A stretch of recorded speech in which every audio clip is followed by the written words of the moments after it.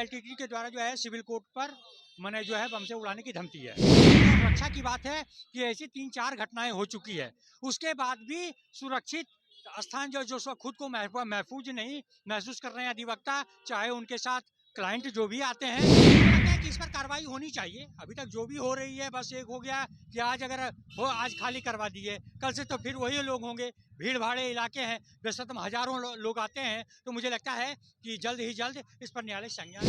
लगातार डर बना रहता है। ये 3 बार हादसा हो चुका, 3 बार मेल आ चुका, 3 बार हम लोग खाली कर दिए। आज खाली कर दिए, कल के लिए फिर क्या होगा? नमस्कार, न्यूज फाउंडेशन देख रहे हैं आप। मैं हूं अली। राजधानी पटना से इस वक्त की बड़ी खबर है, जहां एक बार फिर से पटना सिविल कोर्ट को बम से उड़ाने की धमकी दी गई है, जिसके बाद अफरा तफरी का माहौल पटना सिविल कोर्ट परिसर में देखा गया है। दरअसल मेल के जरिए कोर्ट के मेल पर यह धमकी आई है, जहाँ पे बताया जा रहा है कि लिट्टे द्वारा ये बम से उड़ाने की धमकी दी गई है। आतंकी संगठन लिट्टे के द्वारा ये पूरी जो है बम से उड़ाने की धमकी दी गई है, जिसके बाद देखा जाए तो पटना सिविल कोर्ट को ये तीसरी बार हाल के दिनों में ही धमकी दी गई है। हम सीधे बात करेंगे और जानेंगे कि आखिरकार क्या मसला बना है और कैसे मेल आया है।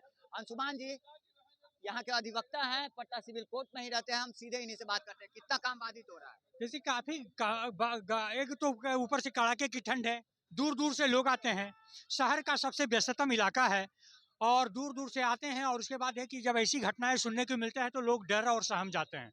लोगों के फोन पर तुरंत घर से फोन आने लगता है कि क्या स्थिति है। क्या मेल आया है ना?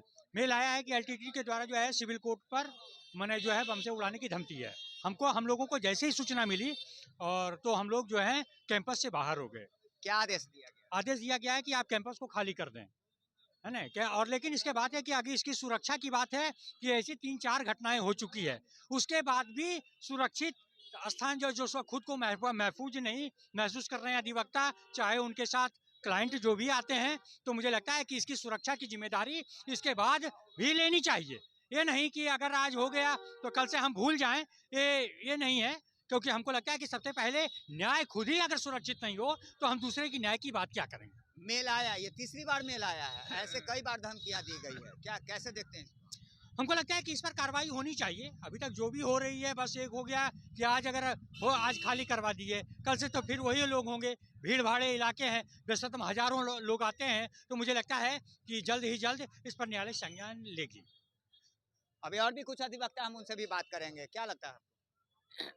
सूचना मिली, उसके बाद हम लोग न्यायिक परिसर को खाली कर दिए। मगर सुरक्षा आज न्याय परिसर को खाली कर दिया जाता है, तो इसके लिए हम लोग को कल के तिथियों में फिर से यहाँ की सुरक्षा व्यवस्था काफी लचर हो जाती है। आने जाने वाले किसी तरह की कोई जांच नहीं की जाती है, कोई चेकिंग नहीं की जाती है, उसी तरह का न्यायालय परिसर ओपन हो जाता है, जिससे सुरक्षा लगातार डर बना रहता है। ये 3 बार हादसा हो चुका, 3 बार मेल आ चुका, 3 बार हम लोग खाली कर दिए।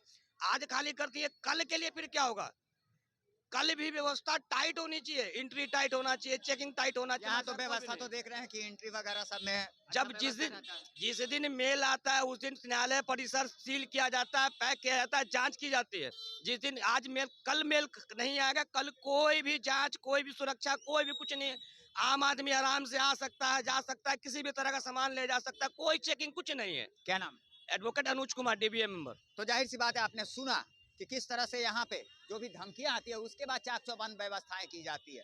हालांकि सुरक्षा दृष्टिकोण से देखा जाए तो पटना सिविल कोर्ट का परिसर जो है वो चप्पे चप्पे पर पुलिस की तैनाती की गई है, और वहीं एंट्री और एग्जिट गेट पर भी तैनाती की गई है पुलिस कर्मियों की, जो कि बाजाबता लोगों की जांच करते हैं। उसके बाद ही अंदर प्रवेश किसी को भी दिया जाता है। ऐसे में मेल के जरिए ये मिली एलटीटी के द्वारा धमकी के बाद न्यायालय परिसर पूरी तरह से हड़कंप का माहौल बन गया है, और वहीं यहाँ पे जांच एजेंसी जैसे स्वान दस्ता और कई तरह के विभाग जो है वो यहाँ पहुंचे हैं और जांच करते नजर आ रहा है। अब देखना यह होगा कि तीसरी बार मिली धमकी सिविल कोर्ट को, उसके बाद जांच में क्या कुछ निकल पाता है, मेल कहां से आया और किसके द्वारा ये बड़ी हरकत की गई है, और इसके बाद क्या कुछ जांच में आता है, ये देखने वाली बात होगी।